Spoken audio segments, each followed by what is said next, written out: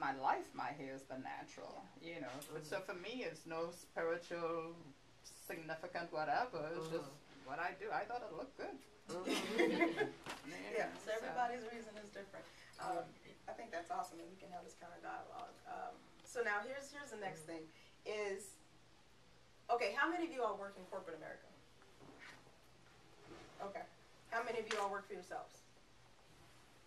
Okay. And then we've got people in school or doing some other things. Wow. Okay. So yeah, you got the gun. It doesn't matter what your hair is. Okay. So here's a question: how do we incorporate our look into mainstream America? Okay. Now that's a tricky one. That's a loaded question, right? So here's the next one. So what is appropriate for the workplace? I work in corporate America, and I really feel that this is who I am, and you can accept me as I portray myself. Yeah. And I figure, so long as my hair is neat and tidy, you cannot tell me anything. Yeah. If I'm not doing my job, tell me something. If the white girl in the next cubicle comes in with a blue streak in her hair, you're not saying anything to her. So leave me alone. My hair is neat, it's clean, it's tidy. I present myself as a professional. I work in a professional environment, and my hair should have nothing to do with what I do for you. You know, and that's the way I feel. Any other thoughts? You know, what's interesting is when the white girls wear the dreads and all, it's okay for them. Some of them have to switch their hair, their texture, to get it like ours, but it's okay. But we want to wear ours like it's supposed to be. Then we hear a whole, well, you know, and a lot of, you know, it's not as bad as it used to be. But see, we can't be ourselves without hearing a whole lot of flack. But, you know, the other races can come and try to get like us, and it's all right. Yeah, I mean, I've had questions, well, how do you wash that? How do you take care of that? I said, well, how do you wash your hair? There's no difference. I wash my hair exactly the same way you do, and I condition it the same way you do. So, what different? How does it affect you? You know. And well, what made you do that? Why isn't it like hers? Because this is me. You know, I haven't changed, but you're looking at me different because I've decided to wear my hair different. You know, so you're the one that has a problem, not me. You know, I'm happy with me. Go ahead, Michael. Black people. I'm black too, but I'm say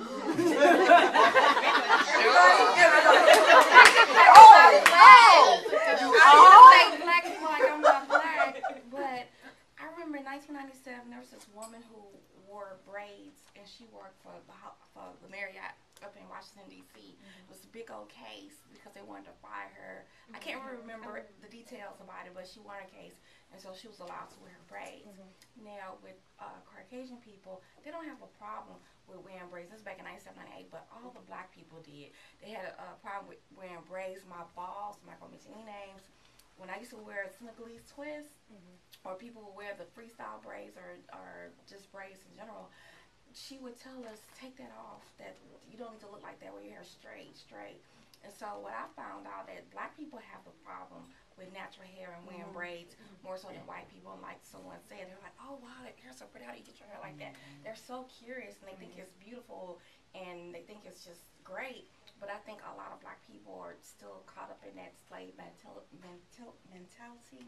And the only negative feedback that I've heard were from black people, and that's my experience. Can I just add to that? I just want to say, going natural, that's a lifestyle choice.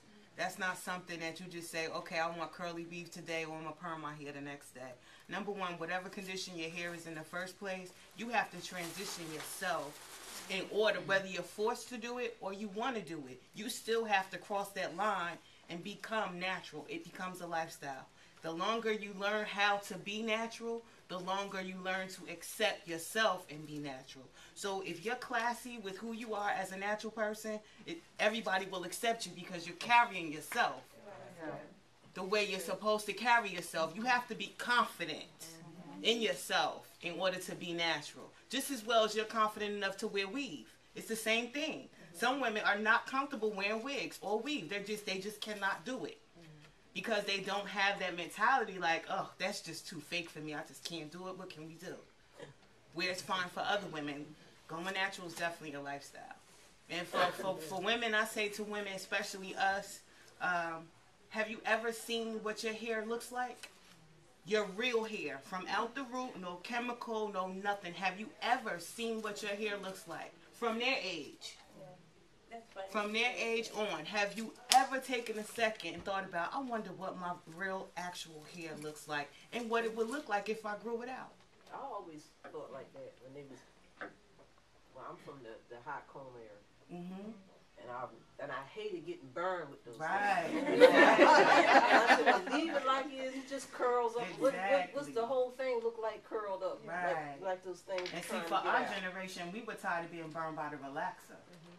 You know, it went from one extreme to the next. So you know, from the hot comb to the chemical. Anything to get the naps out. Anything to get them naps out. But your naps are happy. You've got some people who start perming their kids' hair at like 2-3 years old. You know, so some of these kids, like what Anna was saying, is like they never, I mean, they really have no idea what their hair looks like. Because I've asked people say, well, how did you do that? I could never do that. My hair is too nappy. I'm like, well, how do you know that?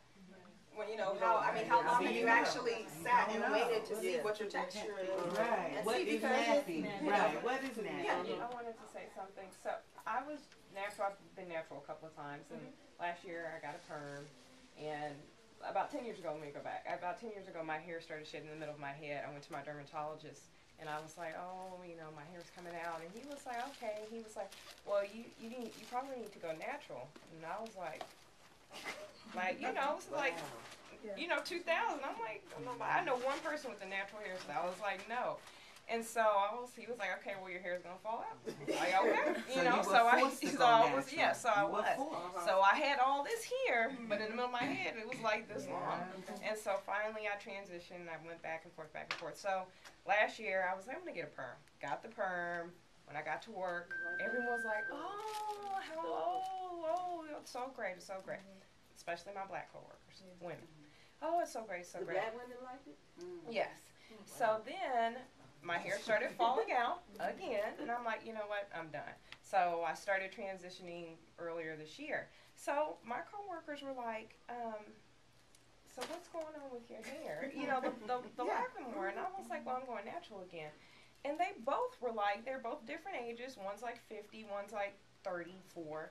And they were like, oh no, like it hurt them. And I'm like, what does my hair have to do with your life?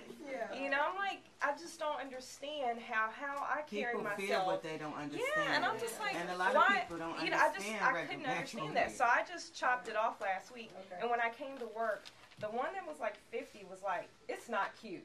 I was like, well, okay. I'm like, for you. Right. And I said, you know what? Right. And I just left it at that. And then my other coworker, like I had some accessories on, and you know, I was like, you know, I'm trying to balance it out. And she was like, oh, well, you'll be a better person because of this. And I'm like, what? I don't like it. How do you say that? I didn't. But I'm just like, I don't understand. I don't understand. Every white person was like, oh, it's cute. Oh, you can put the band on it. You know what? I'm like, oh, yeah, that's great. You can pull it up. Like, but the black women were just like, why? Like I had betrayed them or something. And I'm like, this is not your head. So it sounds like that's kind of like a universal happening with most of us here, that the people outside of our race have been very supportive and enjoying the hair. It doesn't bother them. It's regional, I think, for blacks. Like the southern blacks have a difficulty accepting the natural. On the East Coast and West Coast, it's fabulous. They got different weather. They got different weather up there. The Midwest from Missouri, and the women there, when they was going through the transition and they was wearing weaves, they were wearing natural.